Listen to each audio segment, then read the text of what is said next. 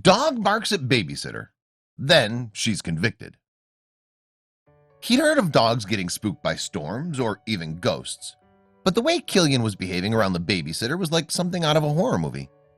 Curious as to what was going on, he planted a recording device in the house the next time they went out. When he played the audio back, he immediately called the cops.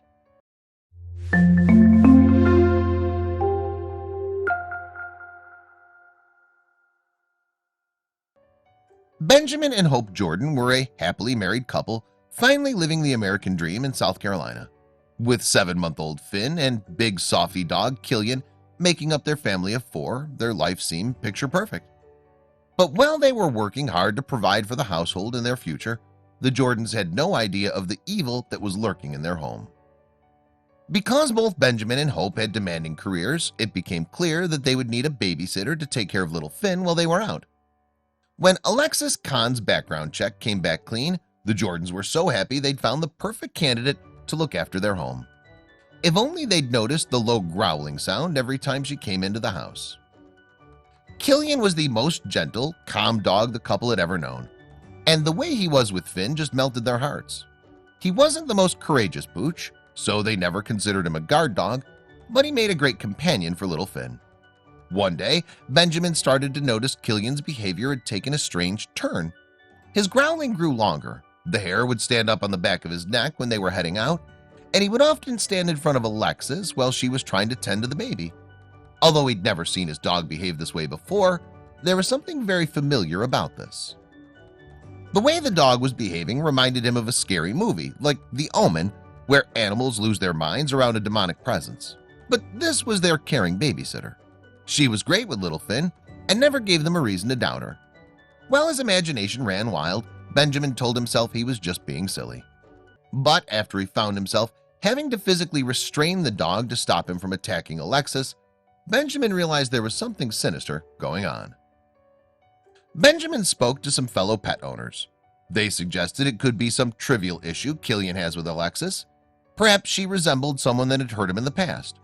Or maybe she cooked meat at home before coming to look after Finn and he could smell it on her. Finn certainly didn't seem to have any complaints. In fact, he was generally very quiet around her. Or was that another warning sign? Killian's behavior was getting out of control.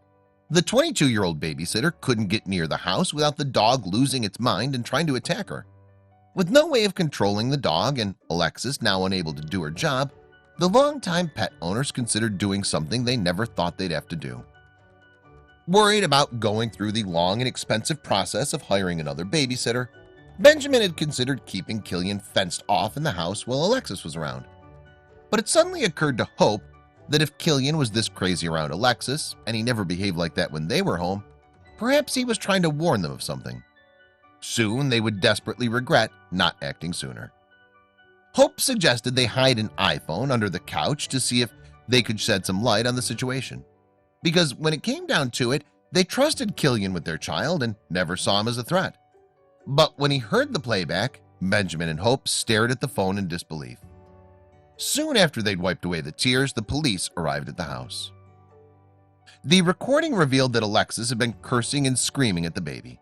The police listened to it attentively and sympathized with the Jordans, but they weren't sure an audio recording would hold up in court. Then Benjamin played them another part of the audio that sent chills down their spines. Is this really who they had trusted to take care of their son?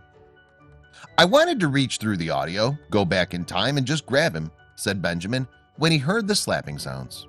In the recording, you can hear Finn's crying change from fear to pain. Listening closely, it was even possible to hear Alexis shaking him. But the police were still worried the audio alone might not be enough to prosecute Alexis.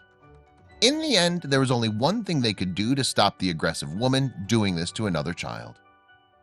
When a Charleston City police detective laid down the accusation, Alexis was quick to confess. She was sentenced to between 1 and 3 years in prison and forced to sign a child abuse register. "To know that for 5 months I had handed my child to a monster," said Benjamin regretfully. "Had our dog not alerted us to the trouble, Finn could have been killed." If background checks don't alert us to dangerous people, can we really rely on our dogs to warn us that we might be inviting evil into our homes?